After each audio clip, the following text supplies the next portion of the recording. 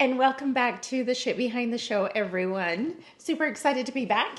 Before I get started, I just want to throw out some gratitude. Thank you, thank you, thank you to all of you who like, listen, subscribe, give me your feedback, and just show me your love. Please go subscribe on YouTube. You can find me on there as Tan and Blonde, but it'll also say the Shit Behind the Show. You'll see my thumbnail is exactly what it is on the podcast. Also, go find me on TikTok as Tan and Blonde. If you do not get the play on words, think about it. I was super proud of myself when I came up with that. I'm like, Tan and Blonde. If you get it, you get it. If not, I'm sorry. I'm a dork like that. Also, Instagram, The Shit Behind the Show. Facebook, The Shit Behind the Show. And, of course, on all of your favorite podcasting platforms. So, I've been heavy on TikTok lately, and you can imagine what my algorithm has, right? It's a lot of self-improvement therapists, positive energy, positive healers, a lot of just light and love.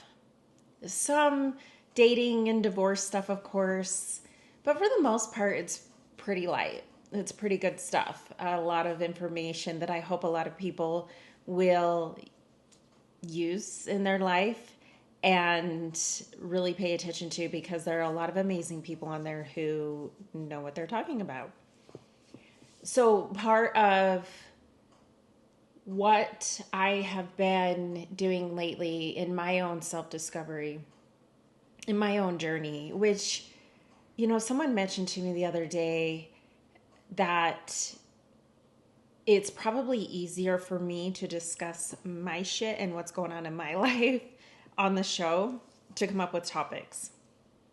So I will admit, yes, a lot of the time, my ideas and my creativity comes from whatever's going on in my life. And I'm telling you, I have a lot of content lately. Not so much, obviously, divorce. It's been a long time.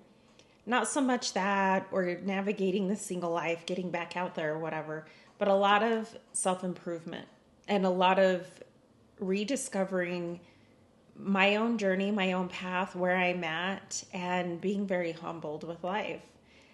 That does not come easy. That comes with and from learning how to navigate the hard times in life. And I have been forced to do that again in the last couple of years. Holy shit, have I ever been forced to do this lately? Between health issues and people just treating me really terrible in ways that I would never treat another human. And also enjoying the fact that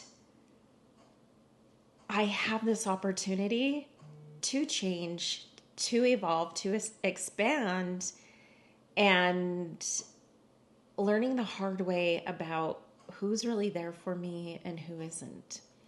And I hope all of you have this opportunity in life at some point, because while I like to think of myself as a kind human, I've also been told I'm too nice. I'm too pretty and too nice. Later story for another time.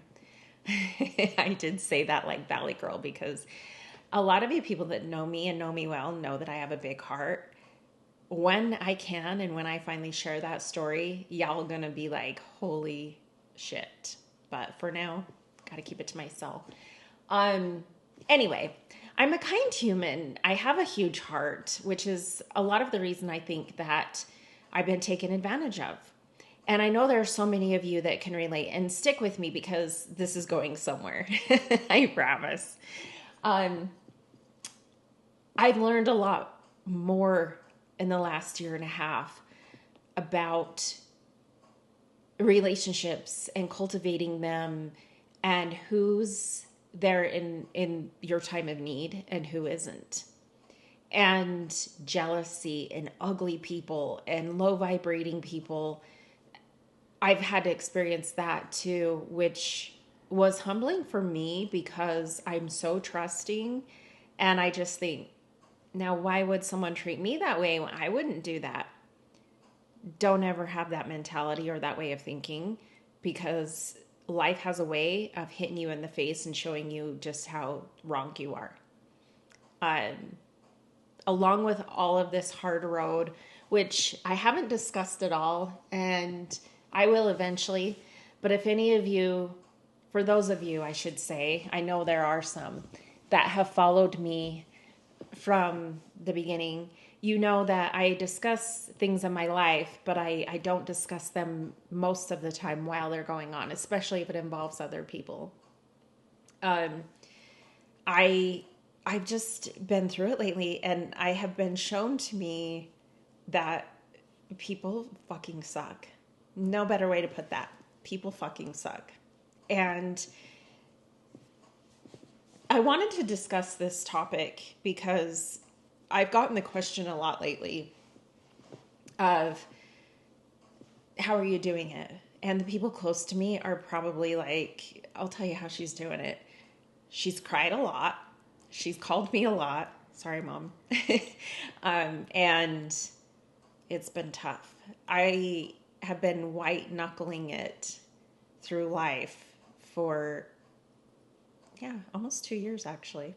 Almost 2 years. Just with life. You know, when one thing hits you, it snowballs and a whole bunch of things hit you. I'm back on track. I'm getting there. I've got me back. But anyway, enough of me. So what I wanted to discuss today is what it takes to be in this mindset of peace and everything's going to be okay at this time in life, these times, right? It is so crucial that we take care of our mindset and our mental health while we're in this stuff. Now, I've said it before and I'll say it again. There's so much to be learned and so much growth in the journey. It is not where you began, where you started, and it's not where you finish. It's along the path of shit, of falling down and getting back up and trying to reach that goal and looking ahead and feeling like, but it's so far away. And the tears and the triumph and just all of the stuff that molds you into the human that you are. Now, you can either learn and grow from this, or you can let it set you back. You decide. But I'm going to teach you how to learn and grow. So one of the things that I have adopted into my life is the spiritual outlook. Back in 2018, 2019, so 5 years ago, I was knocked on my ass, we'll say, for like the third time. And I got back up, and metaphorically, and decided I'm not doing this shit anymore. I'm not putting myself through this. I have got to make some changes. And those changes, they begin with you. And most of the time, those changes begin with a whole lot of shit under your belt, right? It's not like, oh, life is dandy. I'm going to do better. I'm going to make my life better. No, it's not.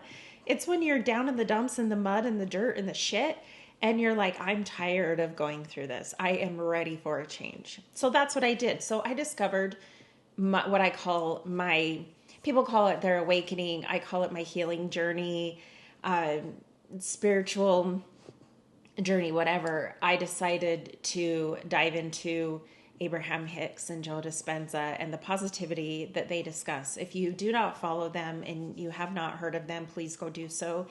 Life-changing for me. I started to meditate. I started to really, really tune in and hone in on what Christine really desires in life and who she really is. This is when I discovered me, and I've discussed this in past episodes. Go listen to season 2, and I discuss this more. Actually, any season, but season 2, I really discuss it a lot.